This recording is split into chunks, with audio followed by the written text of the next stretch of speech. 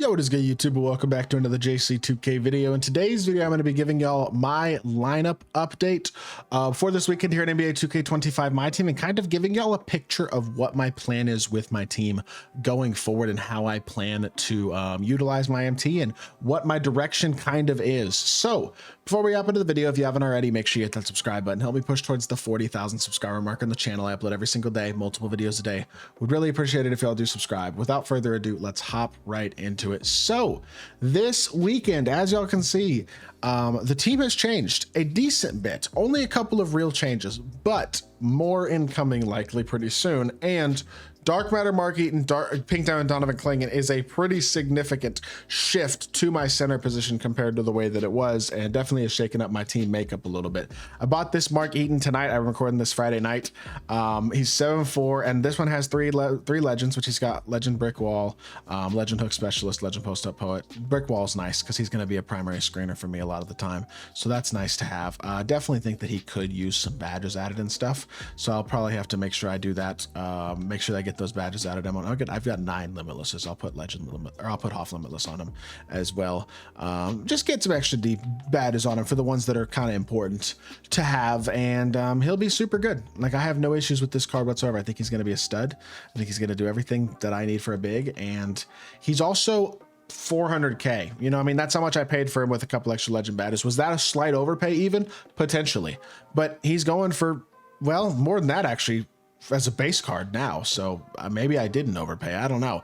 Either way, getting Eaton for around 400k wasn't terrible, because Wimby is going for, like, I think I saw him 700k with 15 minutes left. This one's at 853k. It's about to end. 27 legends, I get it, but the Wimby that I'm selling has 16, including a lot of good ones, so that could very easily be an 800k card. And even without tax, I make more than 300,000 MT in profits. To me, with the way my team is right now, I want to do that. And I bought Amin Thompson earlier today for a gameplay, but I'm selling him back as well, and I badged him out. That's going to be a video selling these 2 cards, so y'all will see that later on today, actually, if y'all watch that video as well, because that'll be it afterwards. So this is almost a sneak peek of that video. But I've decided to sell these cards because, and I added all my legend badges and stuff, but I decided to sell these cards because I need MT, and I feel like I can get between the 2 of these, if things go well, relatively close to 3 million MT. And with 3 million MT, I then have real lineup flexibility to potentially go out and change some things about my team if I want to. Like, if I wanted to pick up a point guard, I could potentially not be that far away from somebody like a Ben Simmons, for example, is kind of my thought process. So like, again, he's 3 million, he's ending around 3.5, a little bit over 3.5 million MT right now. I wouldn't be totally shocked if in a week he's noticeably cheaper than that. And I think that's going to be true about pretty much all these 100 overalls, is that they're definitely a little bit more affordable, at least at first. Like, Ben will also get rarer over time, so I don't think his price is going to drop very much. So he's the type of card that I could buy and keep and then sell back and probably not lose a lot of MT on as well. So that's kind of my hope. Realistically, I'm still going to be 700,000 MT away from getting Ben. So will I also sell my Michael Beasley?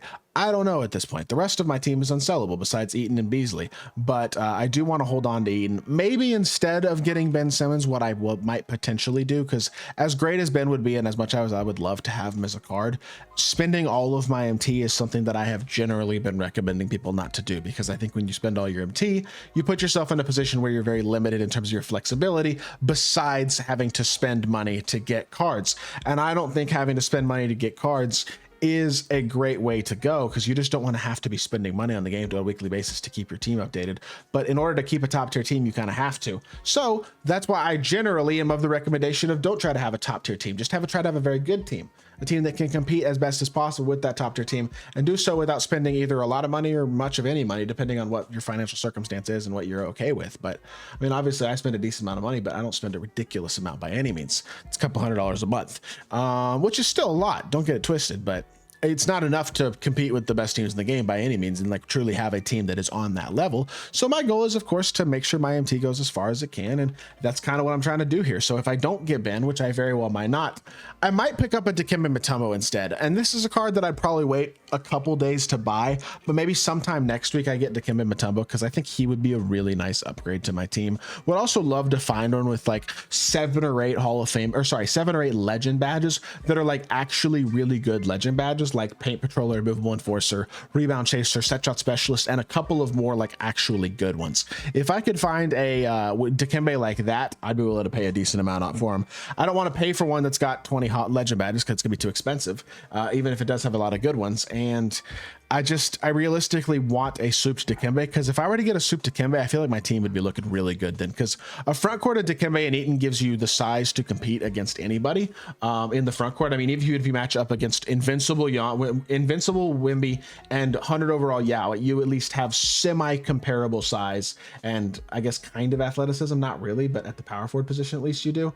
I don't know. I think it's tough, right? It is, but I think in order to try your best to compete with the Uber pay to win, you have to make your MT last and you have to pick up budget options. And so for me personally, like I'm selling that Amen Thompson, right? I'm looking at my team. Well, I want to get Peja Stojakovic, and I think I'll be able to get him relatively soon. So he's only 8 dark matter pieces. I know I can get a few of those this weekend for free. And I already pulled an Invincible piece out of a single earlier today. So I already have several dark matter pieces because I exchanged one of them to get Donovan Klingen, but I pulled an Invincible piece. So that left me with a few dark matter pieces left over. And so basically I will have Peja within the next couple days.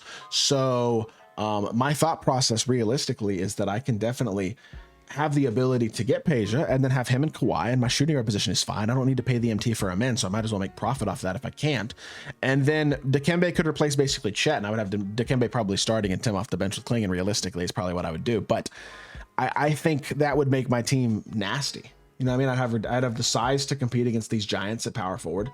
I'd have the shooting ability still that I want, the athleticism for the most part at the big man spot. I mean, and giants at the big man spot with Klingen and Eaton, obviously. Like, I feel like it would put my team in a pretty good spot at that point if I did pick up Mutombo. And the thing is, I realistically in a couple days could probably pick up Mutombo and still have relatively close to like 2.5 million MT maybe. And like that would be really, really cool. So I'm kind of trying to get myself positioned to have as much MT as possible still, while maybe upgrading my squad a bit throughout this week. Unfortunately, I don't really have a lot as far as it goes of like sellable cards. I do have this sellable Pink Diamond Beasley, but even with his extra badges at this point, he's probably not going to sell for more than like 60k, and I've been keeping him for salary cap anyways. I have a few like investments and cheap cards and stuff that I can sell, but just in general, I don't have a ton of MT just lurking around. I just like my collection, I need to go through quick sell stuff because I haven't done that in a while with like shoes and jerseys and things. So I'll be able to make a bit of MT, but in general, my goal is just to get close to 3 mil pretty soon, and then either do one of two things. If I can get Ben Simmons, I might have to go get him, at least for a little bit. If not, well, I think we might just get Mutombo and call it quits from there and still have 2.5 million MT going into the next couple drops. So trying to make my MT last as much as I can while also being willing to spend it and add some new cards. I think there's a balance there that is important to find, because a lot of people, I'll see their teams, they'll drop their teams in the I Build Your Teams videos, and you'll see you put them in the video sometimes. Guys have 5 million MT and yet their team isn't that good. And it's like, at the end of the day, there's a balance, you know what I mean?